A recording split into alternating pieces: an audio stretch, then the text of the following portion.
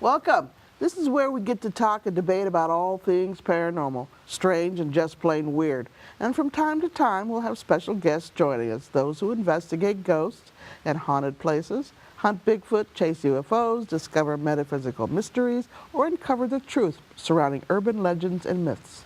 I'm Jackie Meter, Director of Central California Paranormal Investigators, and with me tonight is a very special guest, co-host. He's Irish, born in Lisburn, County Antrim, Northern Ireland, is an author, actor, legend seeker, the lead investigator for Ghost Hunters International. He answers to Fitzy, I don't know why, or Boz, and still an all-around nice guy, and one you want on your side, whether it's in a dark tunnel, spooky castle, an underground cavern, or on top of a lonely mountain with smog nipping at your heels. Our friend Barry Fitzgerald. Thank you very much, Jackie. Oh, why do they call you Fitzy? That's something from my school. Oh. From my primary school, it was always something that I don't know why. It just was one of those things that carried through.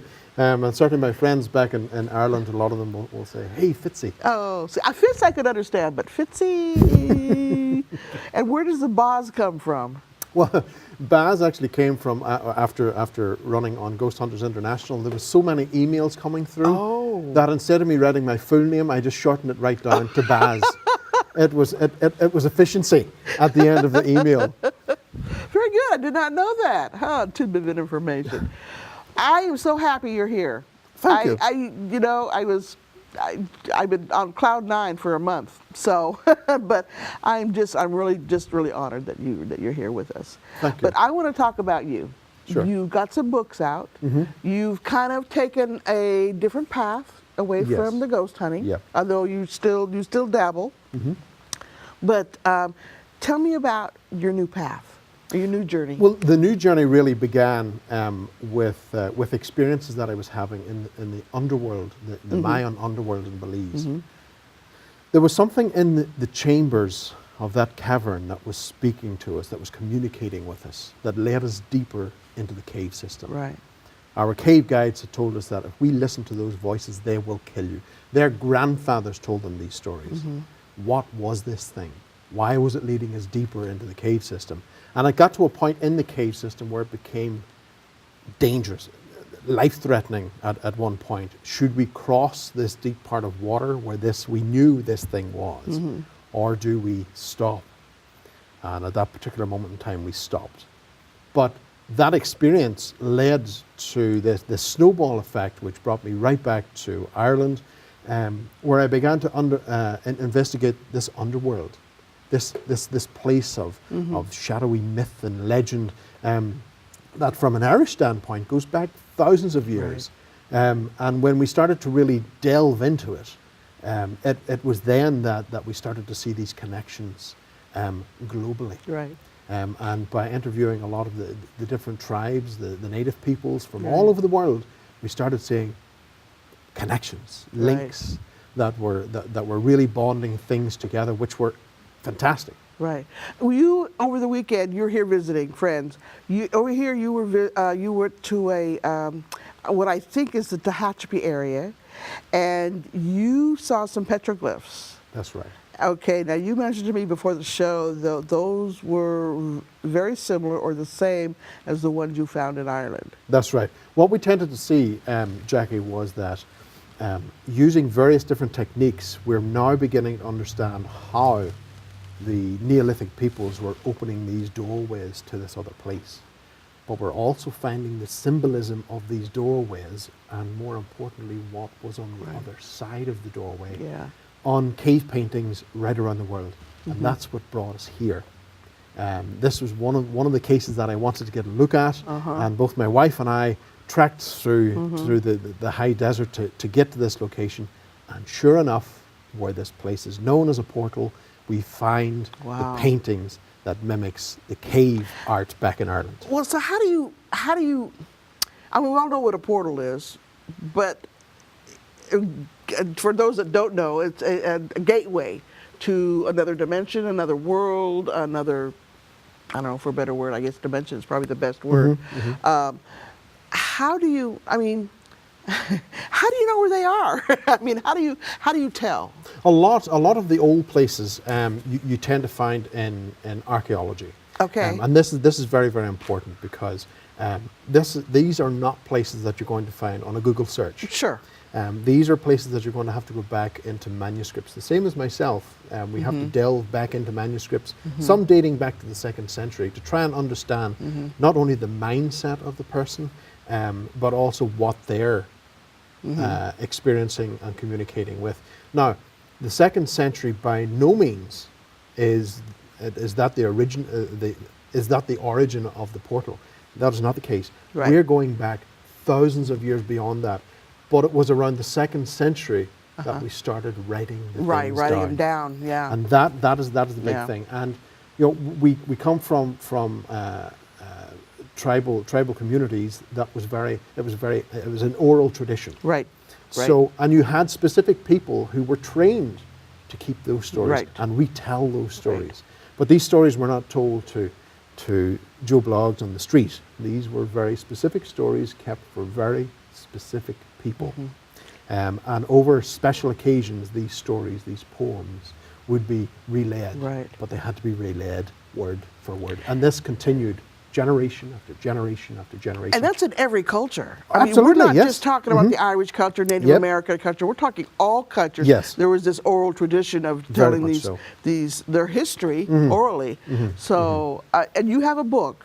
You have a book out. What's your book about? That's right. Now, Legend Seekers is the new project that we're working on, and that is an examination of the old legends and myths, Okay. which has really turned things around for us in our perception of what Right. these old tales and legends possibly are. Right. And I have to say, in the 2 years of working with Legend Seekers, I've had more experiences in 2 years than I've had in over 2 decades of just simply ghost hunting.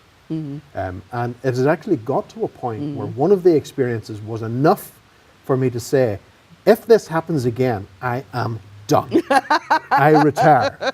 Because it was so intense. It was really, really intense. And you've written about that, right? I have, yes. It's in Legend Seekers. Okay. Yes.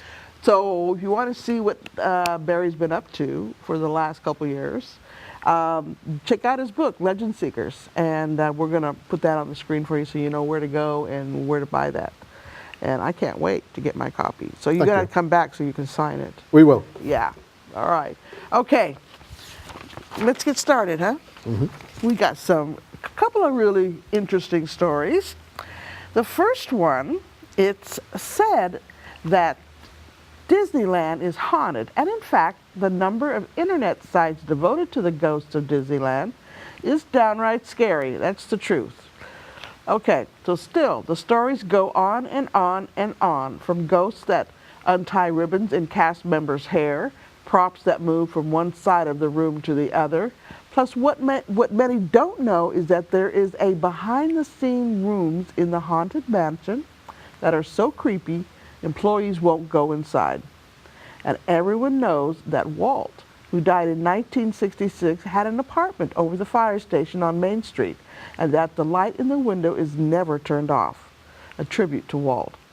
But before that tradition began, a staff member turned off the light and left the apartment only to find the light turned on again when she returned. The story goes that she heard a voice that said, "I am still here." Okay. What do you think? I would love to get into Disneyland to check after hours, to check all the so-called haunted spots, and there's a lot of them. Well, having never been to Disneyland. I know that just blows my mind. Okay. Having never been to Disneyland, I have to say I would probably finish all the rides first before I move on to the investigations. But you know, I think, Jackie, what we're possibly looking at here is a reflection on the global consciousness. And I know this is a step beyond the norm of what we think of ghosts and everything else. There have been tragic deaths in Disney. You know, Sure. It's part and parcel. It is a business. Yeah. It's one of those things that happens. But I think to myself, this is possibly a connection to it, because we've had experiments in laboratory conditions where we project what we think this person should be, and over the course of time, this begins to manifest in various different forms. We've had the Philip experiment and everything else, which really does show this. And what I think is happening possibly in Disney is a case where you've got this haunted house. The perception of the haunted house is being triggered in the brain. We're Psychic transferring priming. that exactly. Psychic priming. Yes. That's what I just saw that not too long ago. Yeah, yeah. Yeah. And I think that in Yeah. itself is leading Yeah. and is feeding this area, and it's beginning to manifest Yeah. whatever believe these that. things I are. believe that. And think of all the people that go through this, different cultures, different emotions, intense energy. So, and they're going to leave a fingerprint or a thumbprint behind. And and then you've got the psychic priming, because we know, well, they've been telling us for a long time this place is haunted, so it must be. That is not the perfect, Yeah. the perfect thing. And, Yeah. and I often back in Ireland, I often wondered to myself, and I spoke to my wife about it. If you have a house which is perfectly normal, new build, everything's great, but you project this house is haunted, and how many people go through that door believing it to be haunted, at what stage then does it become haunted? And it can, with that much focus and energy on there, it does manifest. It And does. we find that out in investigations. If the energy is intense enough and strong enough, whether it's negative or positive, it can manifest itself. Absolutely. And an example is the Winchester Mystery House, which I think is a bunch of hooey. And since 1935, they've been promoting this house as haunted. And so everybody that goes in there is all set up and ready to experience something. Yeah. And they've never had any hard evidence whatsoever. It's always been, I felt this, or I sensed this, or I'm psychic, and I picked up this. But no evidence, ever. And all the major TV shows have been in there, but no evidence has ever come out. And that is always a very, very difficult one to try and work with, because you've got that psychic impression. Well, the Right. psychic impression doesn't filter across too well to the scientific field. Right. It doesn't. Now, there are bridges being made where we are now beginning to understand how we're perceiving. And from a very physical situation, we're now understanding what our body is doing, how the information is being filtered from the outside and Right. translated to the brain, and what the body Right. is then doing and engaging. And that in itself is the formation of the psychic experience. Right. If we can understand those signals, we can then start to read them. Yeah, I think that's where we were talking earlier too, where a lot of the paranormal researchers now are the older ones that have been doing this for a long time, they're still here, but it's the newer teams, it's the newer ghost hunters that are kind of starting to fall by the wayside. And so are the TV shows, because I think that the focus is changing. Like you said, I think it's changing. I think it's changing. It is true that a lot of the hardliners, a lot of the core of the paranormal investigating did go underground. Right. And that in itself came, I suspect, with this flux of inexperience. Yes. Which with it, of Yes. course, we've got people who were coming along and psychically opening doorways and not closing them because they didn't know what they were doing. I didn't know. Yeah. That led to a sweeping of negativity that run through the field. And the hardliners put their heads in the dirt and says, "We told you about this." And we went underground and we let them deal with it. And the aftermath of this huge nuclear explosion is now settling. And finally now the hardliners are starting to poke their heads up out of the sand. And you said separate the wheat from the chaff. That's right. Yeah. Okay. Okay. Myths and legends are an integral part of almost all cultures around the world and can serve as a cautionary tale, keeping one foot in the practical reality and the other in the realm of the supernatural. But they can also be the scariest. Native American legends contain many tales of horrifying spirits, ghosts, witches and demons, and monsters. They can cross our multiple tribes and in some cases hundreds of generations going by different names, but the same traits. Here are just a few. The Chino, the ice giant, though some tales describe the Chino as a Bigfoot-like creature, the original legend from the Wabunaki. Wabunaki. There you go. Yes, I don't mean to be disrespectful. It's just a mouthful. The Wabunaki, the people tells us that he was once a human, but at some point committed a horrible crime, for which the gods cursed him and turned his heart to ice. His frozen spirit was then trapped within the body of the lumbering, troll-like monster who devours any human he can get his hands on. Scary stuff. Well, you know, and that's interesting because if it's a Bigfoot-like creature, you know, who's not to say that this is where our Bigfoot legend came from, our Bigfoot sightings came from the Native Americans seeing this Bigfoot-like creature. The pictures I saw were he had hair, but he also had ice mixed in with the hair. So, well, do you know that there actually is a legend that crosses the Atlantic here, which is very, very similar to this, and which we find in Scotland, just north of Edinburgh. We find the legend on a mountain called Ben Macdui, and it's known as the Grey Man. Now, this creature is huge, but when he appears, again in the same type of ice-like features, he tries to throw people off the cliff. He has been known to rip a backpack off a person while dragging them to throw them off the cliff.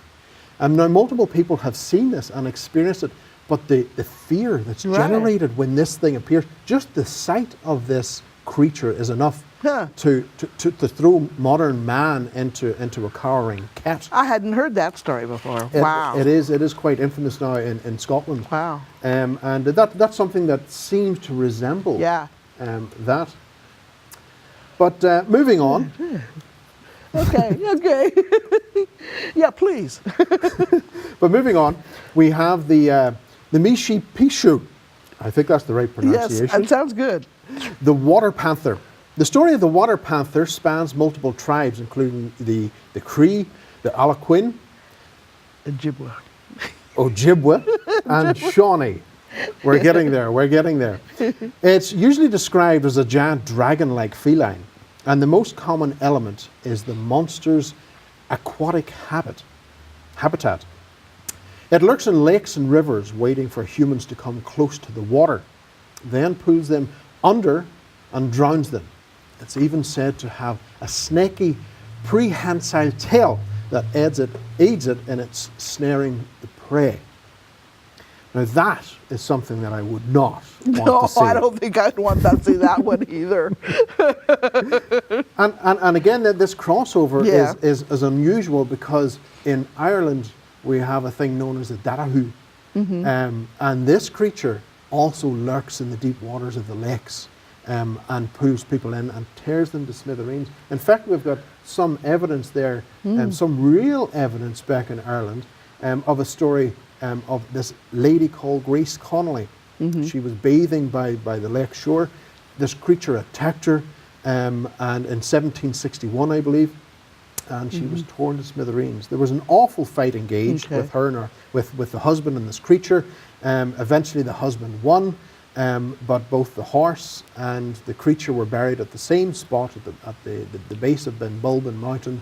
And Grace Connolly's grave is is along the side of the mountain range, and on the tombstone is the Darahu carved into the stone with the spear through its chest. Wow. And it describes the whole story there. And that's something which is very similar to what the Native Americans were speaking about. Now, granted, a story like that keeps the children away from the deep water. That's true. Talk about the boogeyman. And next we have the Yeenald Lashina, the skinwalker, known mainly to the Navajo folklore. The skinwalker is essentially the North American equivalent of the werewolf. In most tales, the creature is a magical or cursed human being, usually a shaman who takes part in a heretical ceremony designed to summon evil forces, so that he may take on the characteristics of an animal. That animal can take many forms, including wolves, bears, and birds. If the shaman stays too long in the animal form, he can lose his humanity completely, which makes him even more dangerous. Now that is another dangerous one that we should be very, very careful of. I'm fascinated by the skinwalkers of the Native American tribes. I've always been fascinated by that, by the history and by the legends, and yeah. But they don't even like to talk about the skinwalker. No. It's something that's very, very. It's like pulling hen's teeth. Well, it's sacred to them. It's sacred. They don't look at him as anything evil. Yeah. You know, they look at him as a. Actually, most of the stories that I have read, that they're kind of justice seekers. That they're vengeful, and they kill the enemies of the people. And on a physical, historical level, we've got evidence that shows us that this practice of absorbing yourself into the animal fierceness was common practice even in the Viking eras. Right. You had these guys that were putting on Right. the skin of the bears and Yes. the wolves, Yes. and they became known as the berserkers. Yeah. And that's where the word comes Yeah. from, because they went completely mad. Yeah. There was no stopping them. Right. So there is a cultural history to that as well that we shouldn't. You ever shouldn't see let that go. movie, The 13th Warrior? Fantastic. Oh, I love that was movie. great. I love Really that great. movie. Really great. And Easy on the Eyes too. Antonio Banderas. Oh man. Okay. Now the Scudi the Scudi Gumuch, Yeah. There we That's go. good. That was good.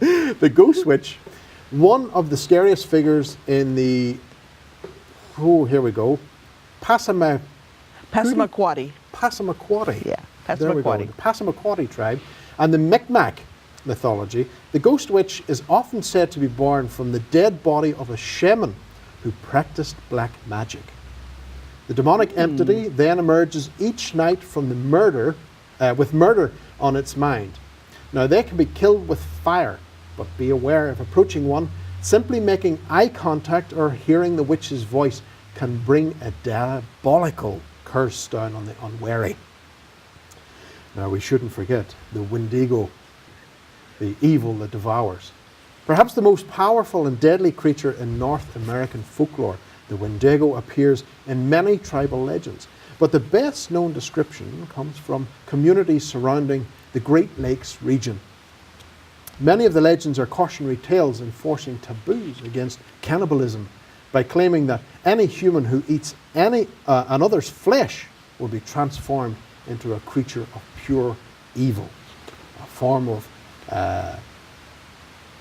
Matatau, a Matatau cursed with insatiable appetite.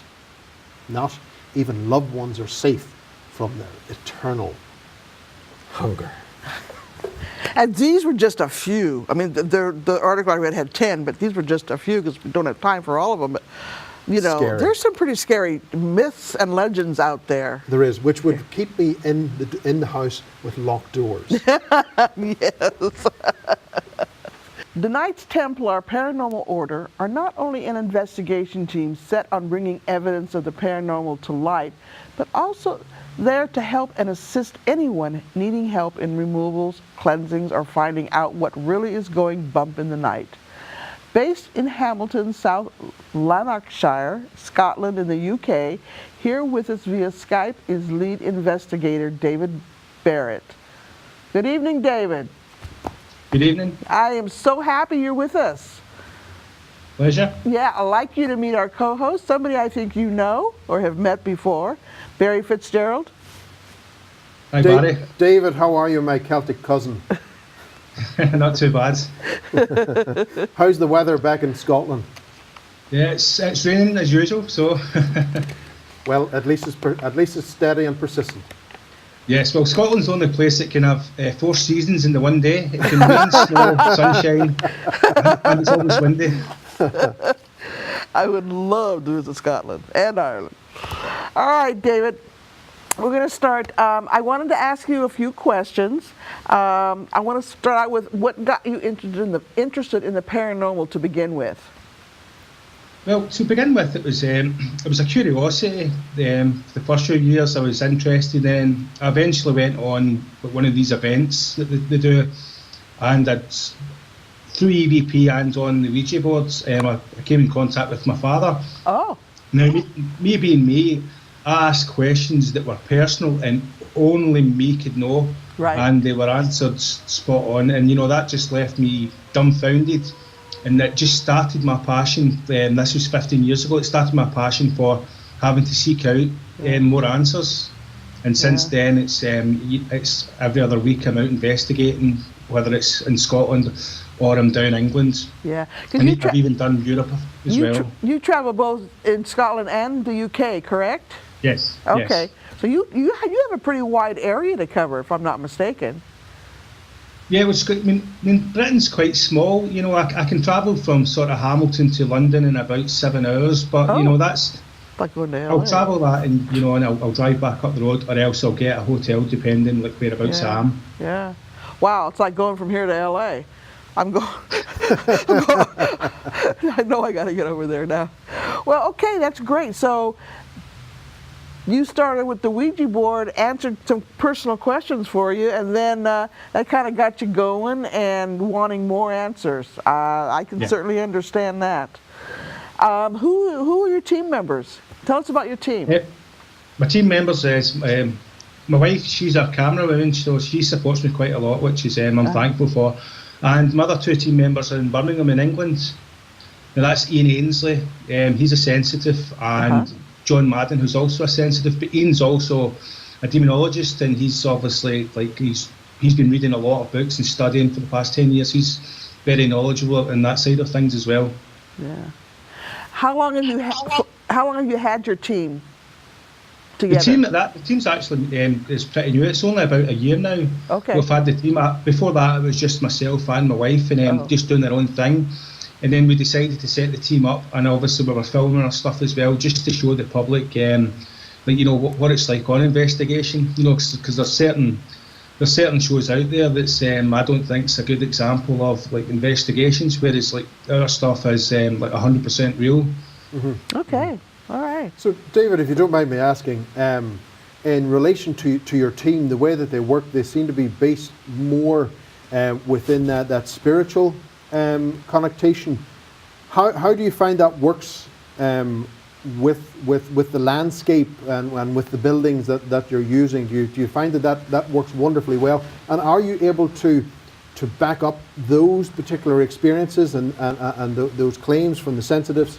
Are you finding those also within the history books? Yeah.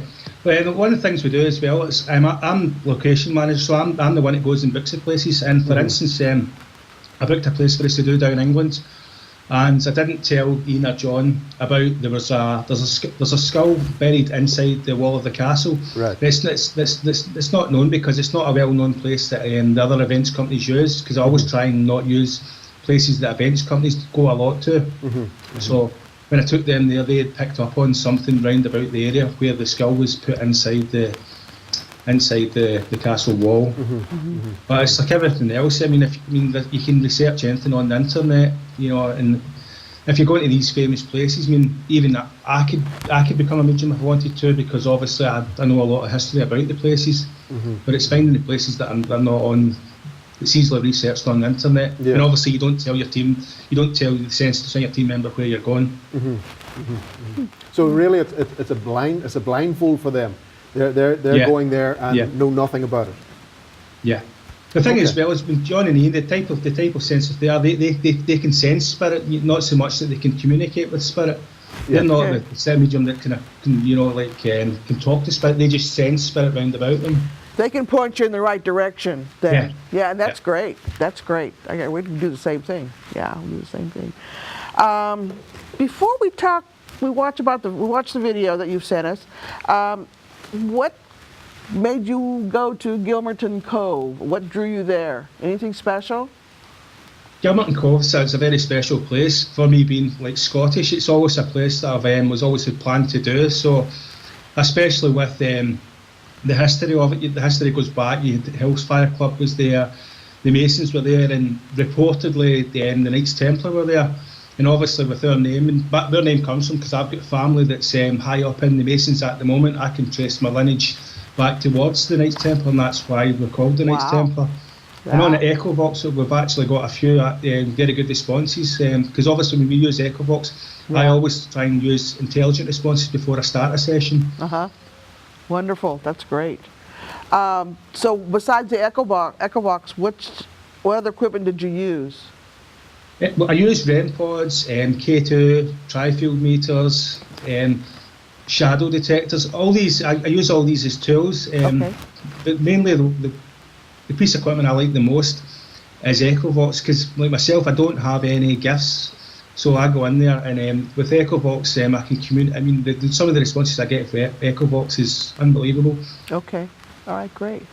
And you obviously have cameras, video and still cameras, correct? Yeah. Okay, great. Well, I certainly look forward to seeing this video that he sent. Yeah. Let's take a look then, and then we'll talk about it after, okay? Okay.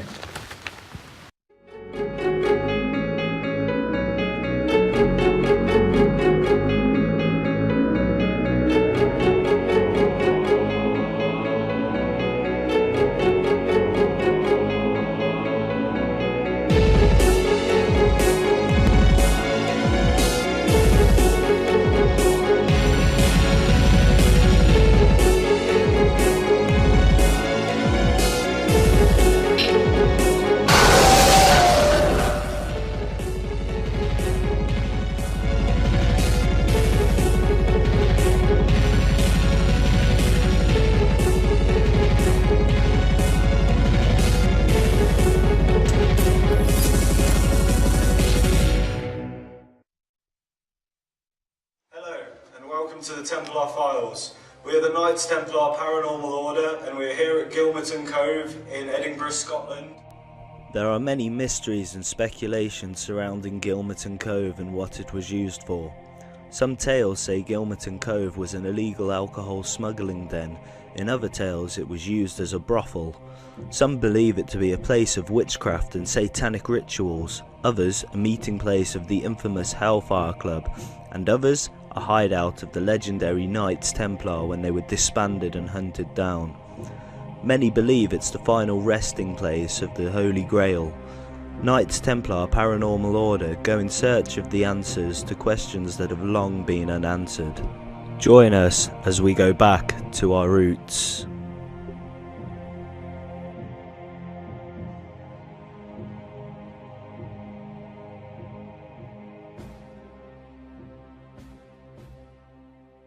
You make one of these lights go off. Use the group's energy. No. Why not? Why not? That's a good boy. It won't do any harm. No, bye-bye. You staying put. Bye. Tell me bye.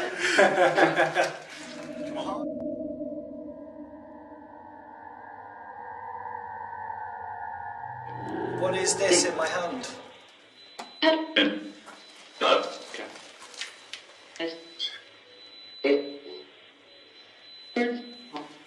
What would it be used for? Death, pain. Yeah. Definitely not pain. I'm sure I had death before it as well.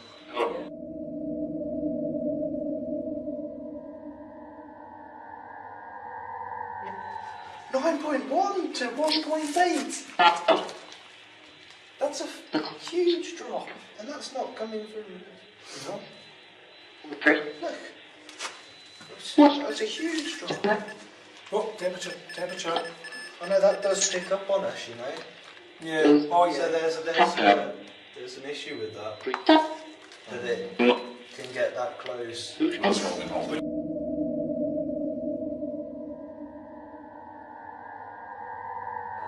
This is a bed.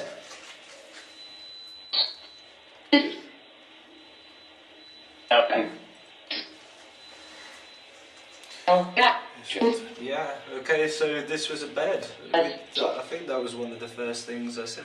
It looks like. Is there a body behind me in the rubble buried? Behind these rocks here?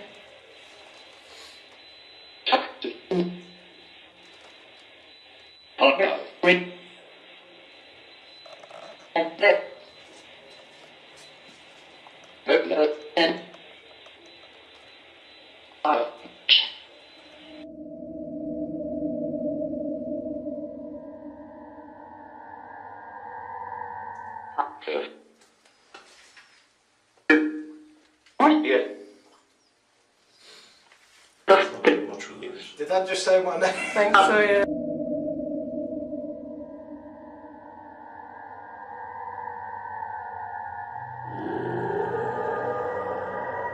So that, Wasn't the Holy Grail supposed to be a concept to cause no, it was the Key of Solomon, all the sort of like the devil's trap and everything like that, the magic that he used to control the trap. Make more sense, I suppose. That was the Holy Grail. Why do people think it's called? It's just how it's kind of.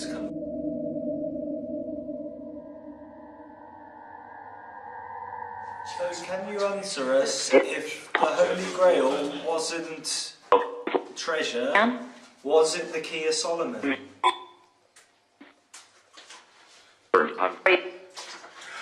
Right. Right.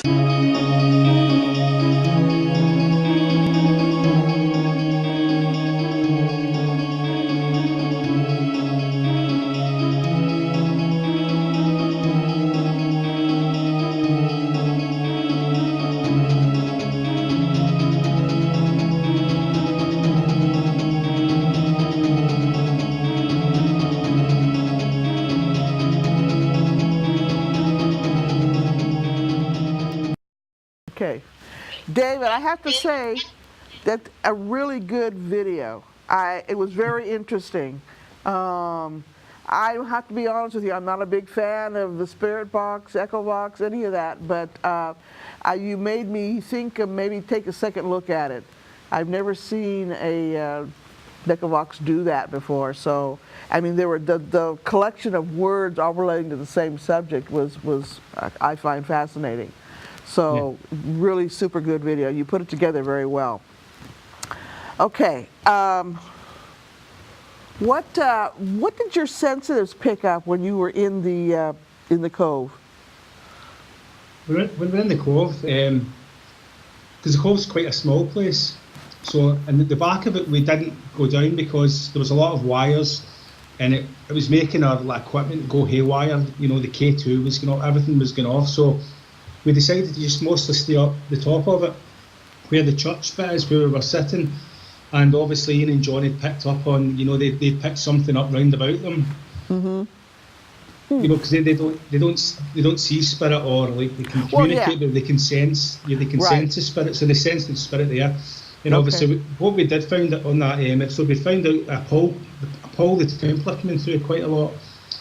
Okay. That was one of the names that came through. Okay. All right. I have to say, David, that looking at the video and seeing the archaeology, the way that seeing the way that the caves were constructed, it reminded me very much of the Hellfire Caves down in Montpellier, and now this was a club, a Hellfire club that was designed in England and also Ireland. Right. But the guys that haunted that place were known as rakes. And a rake is translated into someone like a hellraiser, someone who's doesn't exactly. And anything went in that place. Yes. So you've got women, you've got drink, you've got gambling, you've got song. It was all about blasphemy back in the mid 1700s. Think orgy and lechery. Exactly. Yeah. Exactly. I mean, So what we were seeing, I think what we were seeing, David, from your video, you may have been touching on the possible history of that. Right. Well, that's just a portion of it. The actual episode it's on YouTube that you can watch. I think it's for about 30-40 minutes. And there's a bit down the bottom. I didn't send you this bit, but the bit was a bed. And we asked what went on there, and in the Echo Box we got Bordeaux. Men had sex, lots of sex, and with a lot of vulgarity going on. Yeah. It was pretty impressive, the catches we got, and that comes to obviously there was a lot of orgies and stuff going on there, and that would have came from the time of the Hellfires Club, which were there at the time, which, like Barry said, they all practiced. Yeah, that certainly seems the way it's pointing. I mean, with the evidence that you got. And the history, that definitely seems the way it's pointing. I also have to say, David, that there was one of the voices that said goodbye. I believe it was the second voice in the recording that you had sent us, and it sounded remarkably like Scottish. It had the Scottish tinge to the word. And I was very impressed by that. That was a great catch on your behalf. Oh yeah, I mean, the last one I was down in a pub. It was the Old Crown in Birmingham. And I can remember when I met you at the Perth Festival, I was telling you that I go down there quite a bit. And so I was back down there again, and it was a Scottish act. They were mimicking my accent down there. Yes. Like I was coming through. And the thing is, this app was made by an American. Yes. You know, and it uses photonics, which is like, it's not words, it's like parts of words. But there's no accents in it. You know, so I've also had French coming through as well. Wow. Wow. Had French. That's cool. That's really cool. Really cool. Well, thank you, David. I really appreciate you being on the show. It's been a pleasure meeting you, talking with you. I'm excited to show your video. I can't wait till the rest of the world sees it. So keep up the good work, and you take care, huh? Thanks so much. Pleasure talking with you. Yeah. Nice You too, talking David. again, Barry. And All David, I have to say, I'm going back to Perth in October, so I hope to see you there. Oh yes, yeah. Me and Karen will be there. So it was a pleasure meeting you the last time. Great. Thank you. All right. Take care. Okay. Thank you. Okay, bye now. Bye. So, I mean, it was great talking with him, and I love seeing that evidence that he got. I mean, I do think maybe I need to rethink the Spirit Box, Echo Box, whatever it is. So, but I was impressed, and he did a good video. And then I know they have a couple more on their YouTube subscription. But in the video, actual video is, he said 35 to 40 minutes long. Yeah. So there is more, but we only caught 5 minutes of it. I think it's a great location that he has. Yeah. My only issue is of the technology that's being used. I have I I have agree. no I agree. confidence in that as yet. Yeah. It still has to prove itself to me. Yeah. It's still new technology. And I think if he has the ability to take the team to the next step, and delve into the history a little bit more, Right. and go back away from Google and back into the old manuscripts and things like that, and see if there's Right. evidence there that can't be available to the new technologies. And you're right. He needs to take that next step. If he wants to continue this, he needs to take that next Yes. step up, which we were talking earlier. Mainstream paranormal research investigators now need to do that. It's no more just hopping all this a fence and going into a seminary and a cemetery and taking pictures and recordings. You know, it's taking that next step and being serious. And it sounds like he is. It definitely sounds Yeah. like it. The only cautionary aspect to it that I would recommend is that he makes sure that he knows what he's communicating with. That's a good point. Place like that. That's a good point. Place like that has had a long history. A lot Yeah. of different energies in there. Make sure what you're dealing with. Keep yourself safe. So would you suggest he might bring in a clairvoyant or a psychic in there to kind of pinpoint what kind of energy he's dealing with? I think, first of all, I would certainly be looking at the history first. Okay. I would be looking to try and establish, because what it was in the past. Because at the minute, what David has is being based around what's coming through the technology. Okay. And this needs to be substantiated within the history itself. Right. Because then we know, okay, we've got a link. If we're just dealing with this and we remain with this, well, then we are looking at a rabbit hole, a very, very deep one, which can be full of pitfalls and dangers, that really needs to be understood. Yeah, well, that's where we get into our psychic archaeology, right? Indeed. And you know what time it is now, right? No. It's As the Paranormal World Turns time. And we have this ooh going on. Okay. Pop star Kesha? Kesha. Okay. Who, hang on a second, who sang about a ghost lover on the track Supernatural, returned to the guest house where she claims she came across the apparition who inspired the song to shoot an episode of The Haunting of, which aired March 28th. In that episode, the TikTok hitmaker visited the Texas bed and breakfast with psychic Kim Russo. She talked about her ghostly encounter with a Randy spirit and had previously told radio host Ryan Seacrest, "I don't know his name. He was a ghost. I'm very open to it." Kesha revealed the ghost gently caressed her and made her feel sexy without having ghost sex with her. But Keisha isn't the only pop star to harbor an interest in hunting down spirits.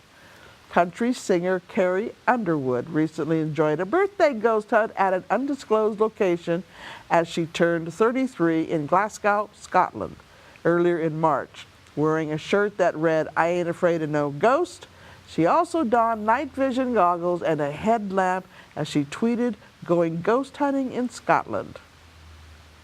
Okay.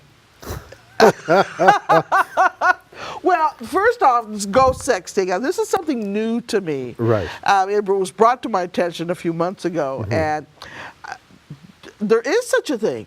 Yeah, there is that type of phenomenon that has developed over the course of time. Now we do have in history, of course, we've got the incubus, the succubus, Right. Those particular Right. things that would occur. So my only case to this would be,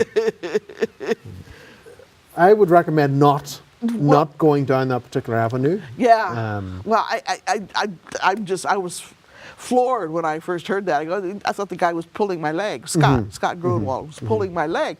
I looked at him and go, you're kidding me. He goes, no. It's actually a guy who had actually done some really big research on it. But yeah, it's totally floored me. But when I heard this come out about Kesha, oh well, whatever. I just went, okay. Well, somebody's having some sex. I don't know. Somebody's getting it somewhere. Yeah, and then Carrie Underwood. At least she had the night vision goggles and the shirt. She was all set to go. She was out for a good time. Yeah. Celebrity ghost hunting. Isn't there a TV show, Celebrity Ghost Hunting? I'm sure there's bound to be something there. And that's the paranormal world turn story for today. All right.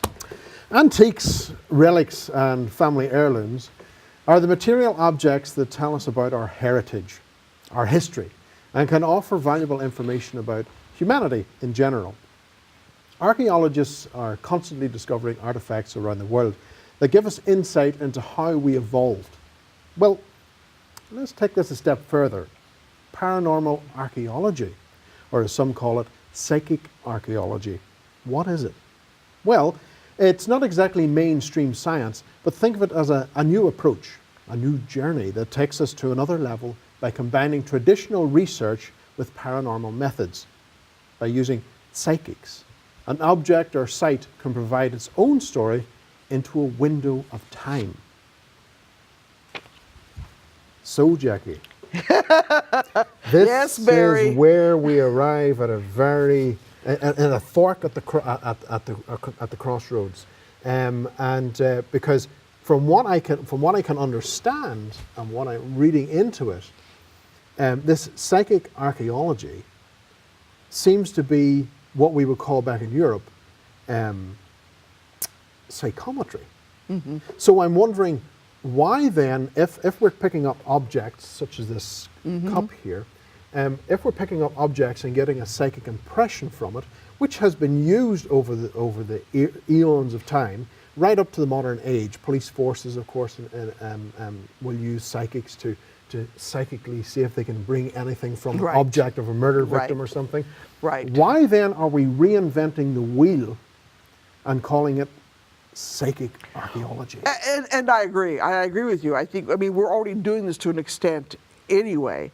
So, I mean, even when we go into residential homes and investigate, the psychics on my team are constantly picking up objects, trying to a sense of what has gone on in the past. Why is the spirit here? Who is the spirit? That kind of thing. And objects, and we all know that objects can be haunted. So, but I think because he throws in that word archaeology, I think what he's doing is he's taking another step up too, as far as archaeology goes, is that using psychics to pick up on ancient relics. So right now, I don't know of anybody that's been doing that. Besides you, probably the closest person I know that has been doing certainly that. Certainly from the circles that I would have mixed in, I have used people who do this, but they wouldn't call it psychic archaeology. Irrelevant of the time period of when the artifact comes from, there are certain artifacts that will contain certain energies. Right. Take, for instance, World War II artifacts. Right. I won't touch them for the love of God. Why is that? I leave them alone. Whatever's on them can stay on them. I don't want to know. And I would leave that out. Anything to do with war and killing and anything else, because of the trauma, the negative leave it energy. alone. Yes. Okay, I understand. So so that can stay on someone's wall or collection or whatever. And if that's what they're into, that's fine. But no, psychometry, which is what we will call it, has been there for a long time. Yeah. So I'm just wondering, I would really be curious to know, how is this different? What is this bringing that's new to the field that will help us and take that next step or several steps? And I don't see that, other than naming it, putting it in its own little category, in its own little section, little folder, so to speak, you know, so that we distinguish that between what we usually do on an investigation. We do that anyway. Yes. So I think putting it in that other category kind of names it. I don't know. I can see that being a plus. But you said we're already doing what this psychic paranormal archaeology and psychic archaeology. Yeah, I can't put that out. But I think Richard Kimmel, who is the author of Paranormal, he's the actual one who's named this. He's Dr. I think he's a doctor. Richard Kimmel, he's author of a self-proclaimed paranormal archaeologist, and that's what he's done. He takes psychics and he has them handle these artifacts, and he does World War II and World War I. He's big into that, and that's what he gets his impressions and stories from. I think he's got a book out. I don't. He actually has, yes. In fact, Richard was very, very good to send me one of his books, which was on ghosts of World War II. Right. But again, I still find I still question, you know, what is this bringing this new to the field? And I don't think it has. Maybe it's just, maybe because the objects are older. Maybe, I don't know, they're more ancient than the regular objects. I really don't know. And also, of course, the impressions that are being given from, say, a particular knife blade, for instance, say from World War I. Right. We can get all the impressions that we want from that. But where do we back that up? That's a good question. Yeah, there is nothing there. That's where the archaeology comes in, you know. Say, I don't know, I'm just thinking, take your knife from World War II, psychic picks it up, he gets an impression, a young man in his 20s, first name was Richard, maybe gets a name off of it, who the knife belonged to. Then you have to go and research and see what the name, if the name pops up in any kind of regiment, which side of the war they were on, whether it was a German or American or Italian or whatever. So, I mean, I could see doing that. I could see, but like I said, we do that anyway. Yeah, that's it. You know, that's a process that we would naturally take anyway. Right. So unless this is just a new bells and whistles that are being applied to the phenomenon. And I think it's separating that, putting it in its own little category. I think taking it out of just to be inclusive in just ghost hunting, I think that he's putting it into its own little category, so that when we refer to paranormal archaeology, we know that psychics are involved, that objects are involved, and that ancient objects are involved, and that's what it means. But I don't know. Certainly, you know, to go to an archaeological dig and have that impression to say, I think we should dig over here. Right. And you're getting that lead to a physical result. I think, you know, that's useful. Yeah. That's great. But again, we do that too. Yes, but as it stands on its own, I think it struggles. Yeah. It struggles to be broken free from psychometry, that terminology of psychometry which we have always used.